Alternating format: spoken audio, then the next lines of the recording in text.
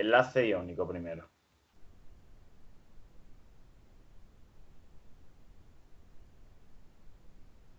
¿Vale? ¿Qué tenéis que saber del enlace iónico? Pues mirad, en el enlace iónico, lo primero que tenéis que saber es que nosotros cuando... Mira un momentito. Hemos dicho que hay tres tipos de enlace, ¿vale? Cuando tenemos un enlace iónico, los compuestos no van a formar moléculas. Los que forman moléculas son las sustancias covalentes. Estos forman moléculas. ¿Qué son moléculas? Pues son estructuras formadas por varios átomos, ¿vale? Cuando digo varios átomos me refiero a 1, 2, 3, 4, los que sean, ¿vale? Pero pocos, ¿vale? Contamos pocos. En el caso de los enlaces iónicos, la forma que tienen los compuestos iónicos no van a ser forma molecular, sino que va a ser forma cristalina. Es decir, forman cristales,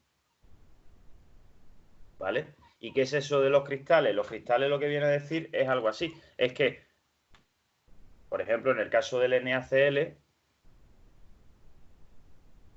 ¿vale? En el caso del NaCl vamos a tener átomos de sodio, no uno, sino vamos a tener millones de átomos de sodio unidos a millones de átomos de cloro. Por ejemplo, este va a estar unido a un cloro, este va a estar unido a un cloro, este va a estar unido a un cloro, y así pues con todo, ¿no? Aquí habría otro cloro, aquí habría otro cloro, y aquí habría otro cloro. Entonces, pues se van a ir haciendo uniones entre todos, formando lo que se llama eso, una red pues cristalina, ¿no?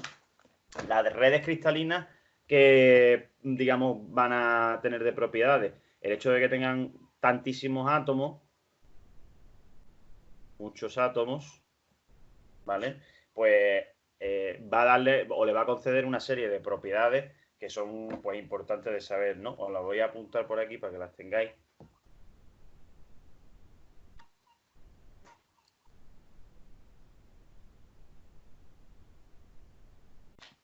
Un momentito. Mira, una cosa.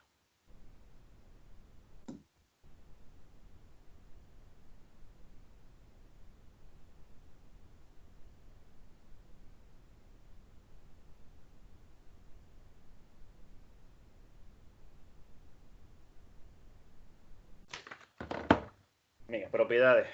La, la primera propiedad que presentan las sustancias cristalinas, las sustancias iónicas, es que son sólidas, ¿vale? Normalmente van a estar en estado sólido, ¿vale?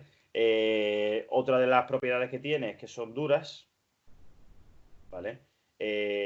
Cuando hablamos de dureza en los materiales me refiero a que no se puede rayar, o al menos no se pueden rayar fácilmente, ¿no? Otra de las propiedades que tendría es que esta dureza precisamente hace que tenga puntos de fusión y puntos de ebullición bastante altos, ¿vale? El punto de fusión, acordaros que sería la temperatura que tendríamos que alcanzar para que se transformara de sólido a líquido, y la de ebullición pues sería la temperatura que tendríamos que alcanzar para pasar de líquido a gas, ¿vale? Entonces, las sustancias iónicas presentan puntos de fusión y puntos de ebullición, ya digo, bastante altos, ¿eh? Bastante altos. Se necesitaría una temperatura muy elevada pues, para fundirlos y para hervirlos, ¿no? Y en cuanto a la solubilidad, ¿vale? Son solubles en agua, ¿vale? Son solubles en agua, fácilmente solubles en agua.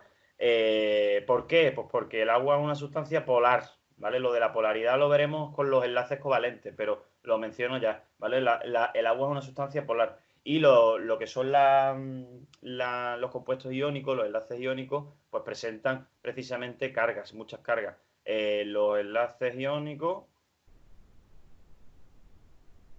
tienen muchas cargas, y esas cargas precisamente en disolventes polares pues se disuelven bastante bien, ¿vale? Si en vez de en agua fuese en otra sustancia que no fuese polar, pues entonces no se disolverían, ¿vale? No se disolverían fácilmente. Eh, ¿Qué más? ¿Qué más? Ah, bueno, y conducen la electricidad,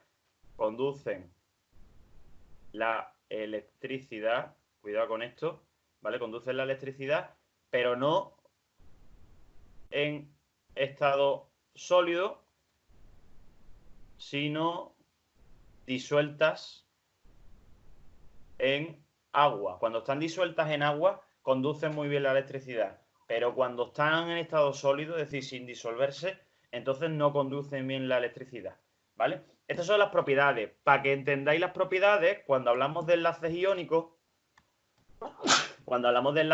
nos referimos a las sales. Las sales son los elementos que presentan enlace iónico. Acordaros que hay sales binarias, hay sales oxisales y también tenemos sales de la química orgánica. ¿Vale? Pues todas estas sustancias de aquí presentarían enlaces iónicos, ¿vale? Y todas esas sustancias de ahí, la sal, imaginaros la sal común, que por cierto es el NaCl, el que acabo de pintar, ¿vale? Esta es la sal común, la sal de la comida. La sal de la comida se encuentra en estado sólido, son como cristalitos, ¿no? Pequeños, se encuentran en estado sólido, son duras en cuanto a que no se pueden rayar. Si yo intentara rayar una piedra, un bloque de sal, pues sería más complicado rayarlo, dependiendo de con la sustancia, obviamente, con la que intentara rayarlo, ¿no? Tienen puntos de fusión muy elevados, es decir, necesitaríamos aplicarle mucha temperatura para que la sal se fundiera. Y la ebullición, o sea, y para que se evaporara, pues imaginaros, más todavía, ¿no? Más alto todavía. Se disuelven bien en agua, es decir, si yo echo sal en un vaso de agua, se va a disolver fácilmente. Sin embargo, si intento disolver la sal en otra sustancia que no sea polar, ¿vale? Que ya digo, ya veremos eso de la polaridad que significa, pues no se podría disolver fácilmente. Luego dice que conduce bien la electricidad, pero no estando en estado sólido. Es decir, si yo intento hacer pasar electricidad a través de un bloque de sal, pues no circularía la electricidad. Mientras que si la sal está disuelta en agua, es decir, a través de un vaso de agua, sí podríamos hacer que la electricidad pues circulara. ¿Vale? Entonces, estas son las propiedades de los compuestos iónicos. Y ahora, los compuestos iónicos presentan, como ya he dicho, que presentan una forma de cristal o una estructura cristalina. ¿Cómo se mantiene ese cristal? Por ejemplo, el cristal del NaCl, que ya he dicho más o menos cómo era, el cristal del NaCl formaría una estructura como si fuese un cubo, ¿vale? Sería algo así.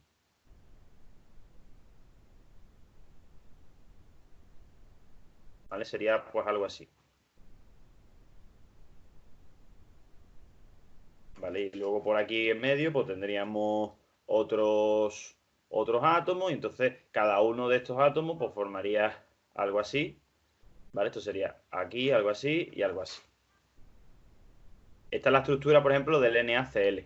La pregunta es, ¿cómo se mantienen estos átomos unidos entre sí? ¿Vale? ¿Cómo se mantienen unidos entre sí? Mirad, ¿qué es lo que ocurre? Si yo tengo el NaCl,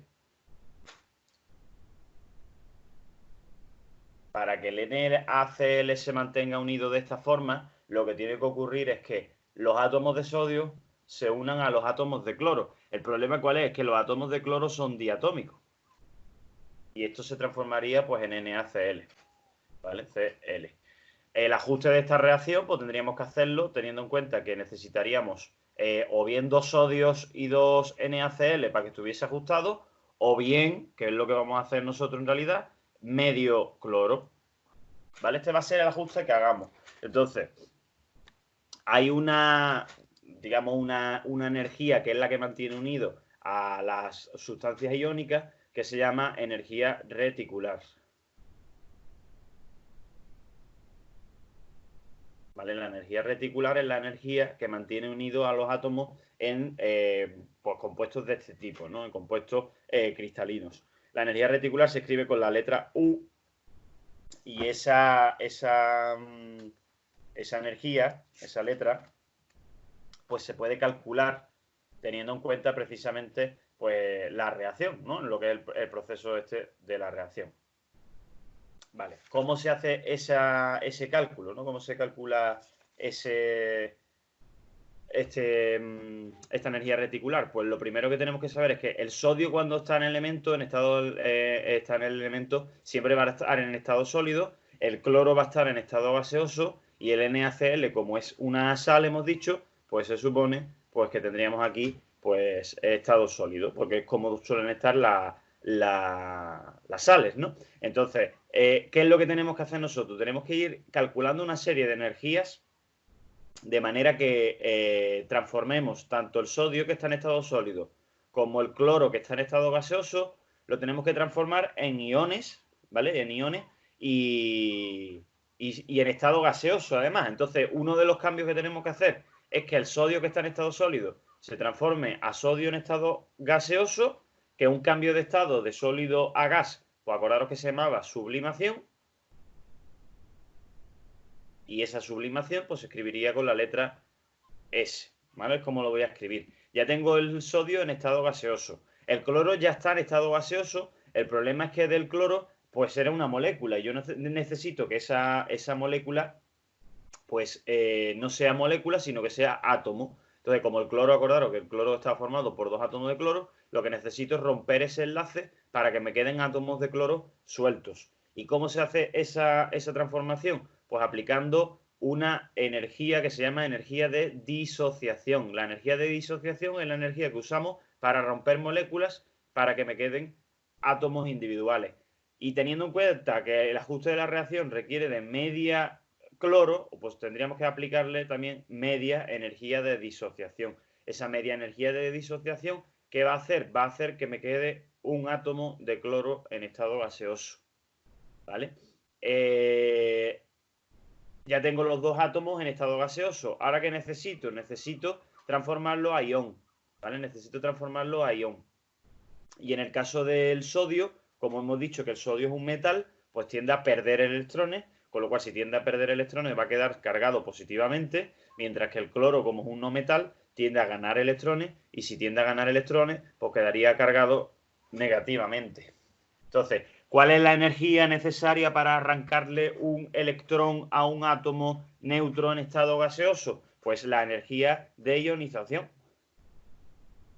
Esta es la energía que yo tengo que aplicarle a este átomo de sodio para que se transforme en un ión.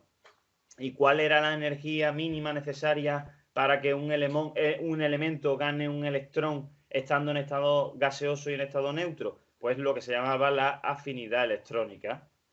¿Vale? Entonces, por un lado tenemos que aplicar una energía que se llamará sublimación para pasar de estado sólido a estado gaseoso el sodio. Por otro lado, tendremos que aplicar una energía que se llama energía de disociación, que en este caso hay que aplicar media energía de disociación porque el elemento también tiene un medio delante, y de esa manera se transformaría en cloro monoatómico, y entonces ese cloro monoatómico, ya aplicando la afinidad electrónica, pues conseguiríamos que se transformara en un ión negativo.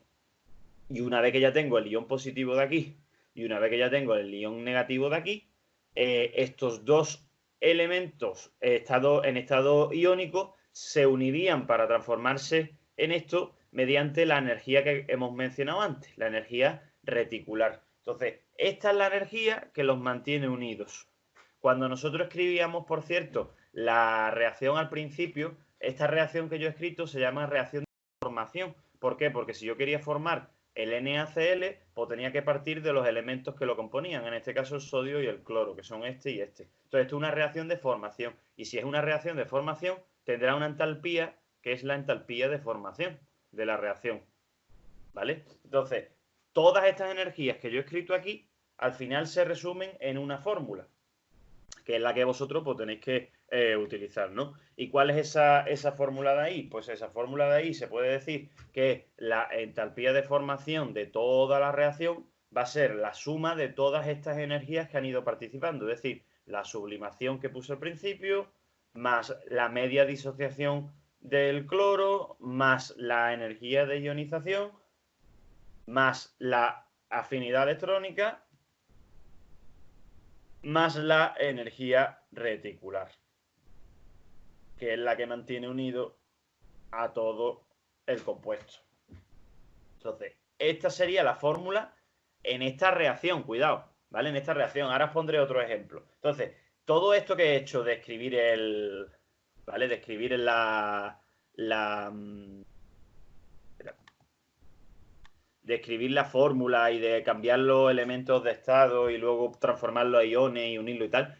A todo esto se le llama ciclo de Born-Haber. Así que apuntadlo por aquí. Ciclo de Born-Haber.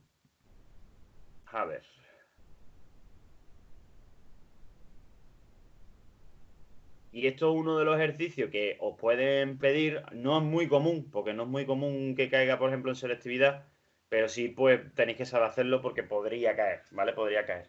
Entonces, por cierto, el ejemplo que yo acabo de hacer ahora mismo, ¿vale? Que es este de aquí, el del NaCl, ¿vale? Era el que os puse al principio, creo, en el ejercicio. El ejercicio que puse al principio, ¿vale? Decía que calculara la energía reticular, ¿vale? La energía reticular, que es la U, del cloruro de sodio. Que el cloruro de sodio, pues es el NaCl, ¿no? Que es el que acabo de hacer. Entonces me dan todas las energías aquí, ¿vale? Me dan la energía, la entalpía de formación, me dan la energía de sublimación, me dan el potencial de ionización, que el potencial de ionización es la energía de ionización, me dan la energía de disociación del cloro, que es la D, y me dan la afinidad electrónica, que es la AE. La entalpía de formación era la entalpía de formación y la energía de sublimación es la S esta que hemos escrito. Entonces, ¿qué tendríamos que hacer ahora en este ejercicio? Pues lo que tendríamos que hacer es básicamente pues, sustituir los datos en la fórmula que hemos escrito. ¿Vale? Tendríamos simplemente pues que sustituir aquí, ¿vale? Iríamos sustituyendo lo que vale la S, lo que vale la D, lo que vale la E, y lo que vale la afinidad electrónica, lo que vale la energía reticular. Esto es lo que me pedía el ejercicio. Esto sí también tendríamos que sustituirlo, con lo cual básicamente es despejar de la fórmula por lo que sería la energía reticular, ¿vale? Esto que yo he hecho en un esquema solo, es decir, yo he cogido a partir de la reacción, he ido sacando flechas para abajo, ¿vale? Se podría haber hecho también, pues individualmente, ¿vale? Por ejemplo, si yo el primer elemento, el primer cambio que he hecho es que el sodio en estado sólido se transforma en sodio gaseoso, pues eso se podría haber escrito en una semireacción y esa semireacción, pues la podríamos haber escrito de esta manera, ¿no? El sodio en estado sólido le vamos a aplicar una energía que se llama energía de sublimación. ¿Para qué? Para que el sodio se transforme en estado gaseoso. ¿Vale? Entonces, esta sería la primera reacción, que es la reacción pues, de la S, prácticamente, de la que he escrito, ¿no? El segundo que hemos hecho ha sido cambiar el medio cloro gaseoso a cloro gaseoso atómico, ¿vale? Entonces, esa segunda reacción, pues sería decir que el medio cloro gaseoso aplicándole también media energía de disociación, pues se transformaría en un cloro gaseoso. ¿Vale? Esta sería la forma de escribir la semireacción de ese proceso. El tercer cambio que hemos hecho es que el sodio lo hemos transformado, el sodio gaseoso, lo hemos transformado ya a ion, ¿no? Entonces el sodio que estaba en estado gaseoso le hemos aplicado la energía de ionización y ese cambio pues, provoca que el sodio se transforme en Na+, también en estado gaseoso. El cuarto cambio era que el cloro gaseoso pues ganara un electrón, ¿no? Cuando el cloro gaseoso gana un electrón, lo que ocurre es que se libera energía. Es decir, que aquí tendríamos que escribir, ¿vale? Aquí pasaría en el caso anterior, por cierto, que se me ha olvidado ponerlo, se quedaría un gas y como hemos dicho que se pierde un electrón, pues se perdería un electrón, mientras que en el caso del cloro el electrón se gana, con lo cual al ganarse se transformaría en cloro menos en estado gaseoso y se liberaría una energía que sería la energía de la afinidad electrónica. Fijaros un detalle y es que la sublimación siempre va a la izquierda, la disociación siempre va a la izquierda, la energía de ionización también va a la izquierda, pero la afinidad electrónica se libera, es decir, es una energía que se expulsa, que se libera. Está es un proceso exotérmico, ¿vale? Mientras que todos los anteriores son procesos endotérmicos. La energía se absorbe, entonces tiene que ir la energía, pues, en lo reactivo.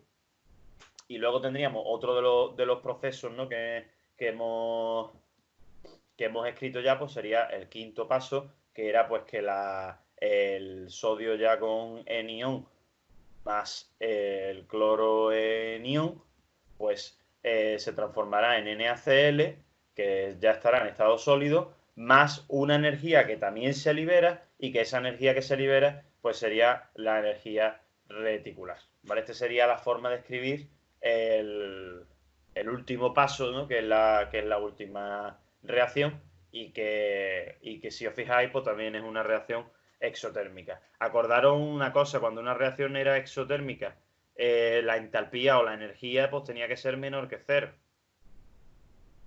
¿Vale? Así que tanto esto como esto tiene que ser negativo y todos los demás tienen que ser positivos, ¿vale? Todas esas energías pues tendrían que ser positivas, ¿vale? Venga, os pongo otro ejemplo más raros de esto para que veáis que no siempre son iguales las fórmulas y no siempre es igual el proceso, ¿vale? Así que voy a borrar todo y pongo otro ejemplo. Mirad, tengo el calcio en estado sólido más el cloro 2 en estado gaseoso, que daría lugar, según la fórmula, pues al CaCl2 y pues tiene esta reacción, pues como una reacción de formación, pues tendrá una entalpía de formación, ¿no? Entonces, ¿hay que ajustar esta reacción? No. ¿Por qué? Porque ya está ajustada. Aquí hay un calcio, aquí también, aquí hay dos cloros, aquí también, pues aquí no hay que hacer ningún tipo de ajuste. ¿Qué es lo que sí tenemos que hacer? Lo que tenemos que hacer es el calcio este que está en estado sólido, pues transformarlo a estado gaseoso, que pasar de sólido a gas, pues eso requiere de una energía de sublimación. El cloro que está en molécula y necesito que esté en átomo, ¿vale? En cloro gaseoso pero atómico, pues como son dos átomos voy a necesitar una energía de disociación. Con una ya obtendría que, además, pues dos átomos de cloro. ¿Por qué? Porque si tengo una molécula de cloro y rompo el enlace del cloro para que se me queden átomos, ¿cuántos átomos se me van a quedar? Pues me quedarían dos. ¿Vale? Por eso pongo un 2 delante, porque cuando rompo la molécula, pues me quedarán dos. Esto es un primer cambio con respecto a lo de antes.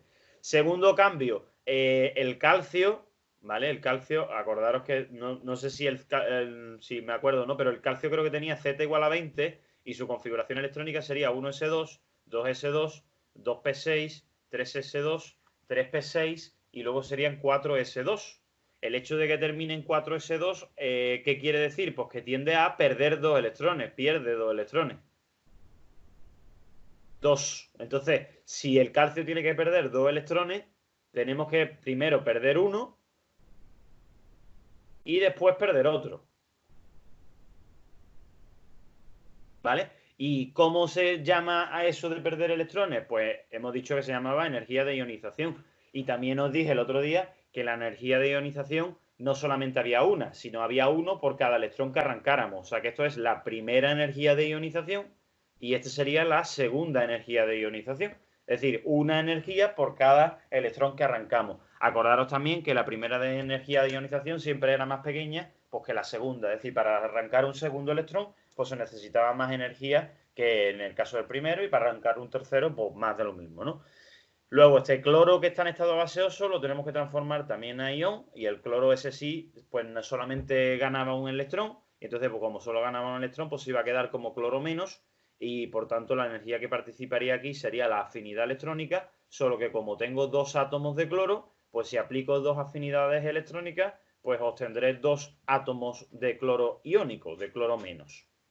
Vale, pues entonces, estas son las energías que participan. Si juntamos estos iones de cloro 2 más con estos dos iones de cloro menos, pues ya obtendremos esta de aquí, que está, por cierto, en estado sólido porque es una sal, y esa es la energía reticular pues, que participaría ahora. Así que ahora, por ejemplo, la energía reticular que sería, la afinidad, la entalpía de formación que sería, pues sería la sublimación más la disociación más la primera energía de ionización del calcio, más la segunda energía de ionización del calcio, más dos veces la afinidad electrónica y más la energía reticular. Esa sería ahora la fórmula. Entonces estáis viendo que la fórmula no siempre es la misma. Va a depender de los elementos pues que participen, ¿no? En el proceso. ¿Vale? Así que, pues eso, que no tiene por qué ser siempre la misma fórmula, ¿vale? Y ahora, otra cosa más que tiene esto de los enlaces iónicos, otro ejemplo, ¿no?, de los enlaces iónicos va a ser este de aquí, mirad.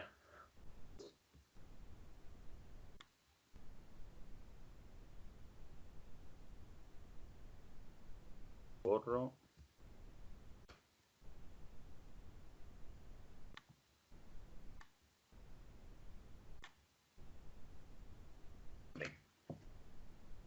Tenemos la cuestión 10, ¿vale? Que también es de energías reticulares, ¿vale? Entonces, me dice que me dan las energías reticulares, ¿vale? Me la dan ya como datos, ¿vale? Estos son las U, ¿vale? De cada uno. Y tengo el Na con el F, el Na con el Cl y el Na con el Br. O sea, lo pongo así. El Na está unido al flúor por un lado, al cloro por otro y al bromo por otro, ¿vale? ¿Este qué grupo es en la tabla periódica? Pues el grupo 17, ¿no?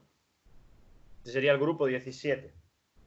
Si esto es el grupo 17, pues tengo que ver qué ocurre ahora, ¿no? Me dice que razone cómo varían sus puntos de fusión, su dureza y su solubilidad en agua. Que si os fijáis, pues son propiedades que tienen las propiedades de los enlaces iónicos.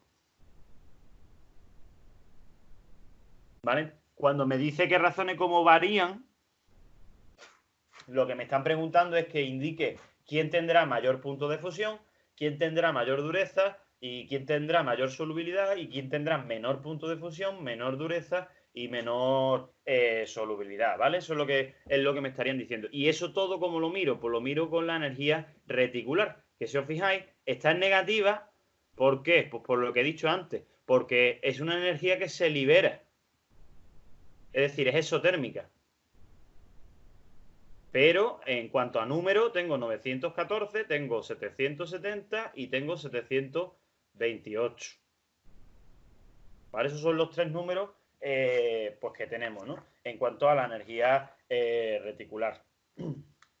Entonces, una de las cosas que deberíais apuntaros, porque esto sí es importante, ¿vale? Para contestar sobre todo este tipo de cuestiones, es que si un elemento tiene mayor radio,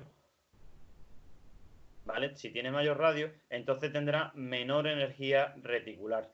Y si un elemento tiene mayor número de protones o de electrones, es decir, mayor número atómico, entonces tendrá mayor energía reticular.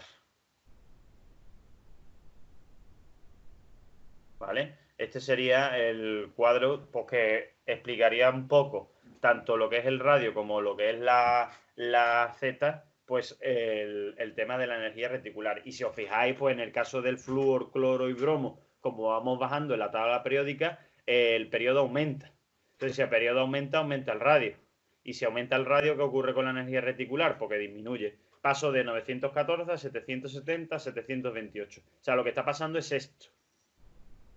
¿Vale? Eso es lo que está pasando. Entonces, ¿qué tendríamos que decir con respecto a los puntos de fusión, con respecto a la dureza y con respecto a la solubilidad en agua?